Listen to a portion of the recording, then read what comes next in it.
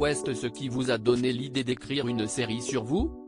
Florence Foresti, je suis fan de Friends ou de Sex and the City, et j'avais envie de faire une autofiction parce que je suis très intéressée par ma personne.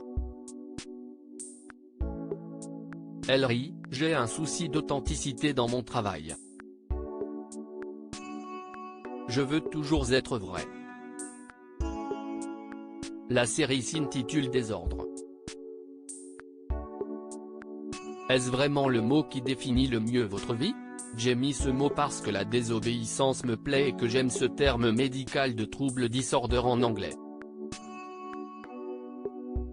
J'avais aussi envie de parler de la garde alternée, forme de désordre dans l'ordre qu'on impose aux enfants. Pourquoi n'aborder que les semaines sans votre fille? Je n'avais pas envie de faire incarner ma fille. J'avais envie de la protéger. Elle a aujourd'hui 15 ans.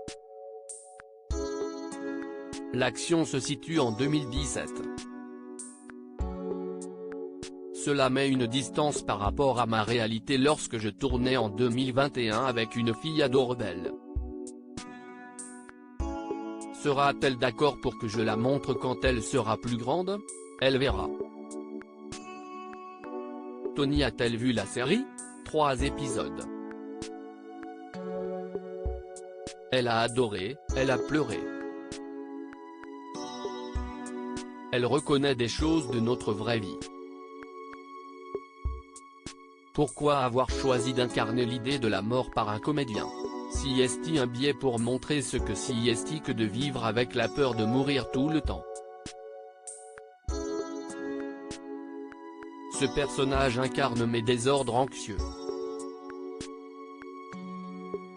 Il me colle au basque. La série permet de mieux vous connaître.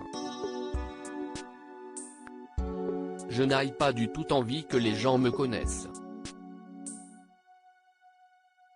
J'espère juste déculpabiliser ceux qui souffrent de troubles anxieux. Soyons indulgents avec nos maladies mentales. Peut-être que si je montre que moi, parfois, il me faut des antidépresseurs pour réussir à vivre, cela va aider les malades. La frontière entre fiction et réalité est ténue, non?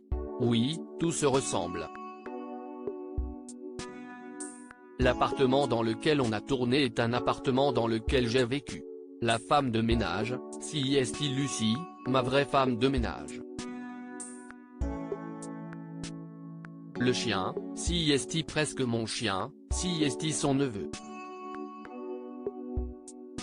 Albert n'était pas assez bien dressé. Si est-il donc assez proche de ce que je suis dans la vraie vie, mais ça n'est que pour faire rire. Et les scènes entre copines étaient capitales. Les femmes sont plus marrantes à partir de 50 ans. Lucie, votre femme de ménage, a-t-elle aussi ce regard sans filtre sur vous? Ah mais oui, l'autre jour, elle m'a fait vraiment la scène de l'épisode 1. Je l'entends me dire, Madame, you sleep? Est-ce que vous dormez? Mais oui, je dormais. Elle trouve que 10h30, si est-il trop tard. Alors, elle parle. Un jour, alors que je lui demandais si une robe choisie pour une cérémonie me grossissait, elle m'a répondu, yes, madame. Elle se fout de ma gueule quand je me fais couper les cheveux. Bref, elle me dit la vérité, quoi. Être célibataire et connu à la fois complique-t-il les rapports de séduction? Bien sûr. Si est-il un sujet que j'aborde beaucoup dans mon prochain spectacle Boys d'ailleurs.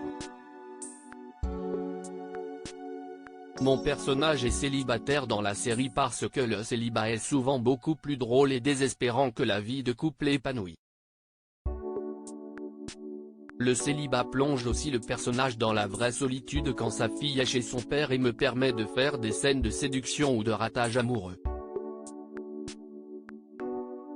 Boys, Boys, Boys, le titre de votre prochain spectacle, fait référence à un tube de Sabrina.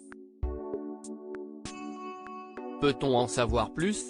J'avais envie qu'on ait tout de suite la chanson en tête. Il va être question des hommes dans le spectacle. Si est-il la première fois que je traite autant du masculin? J'ai mis les hommes et j'ai envie de le dire. Dans cette période post-#métaux, voulez-vous réhabiliter les hommes? Complètement, si est-il le sujet de mon spectacle. Boys, Boys, Boys est né des attaques portées à la masculinité.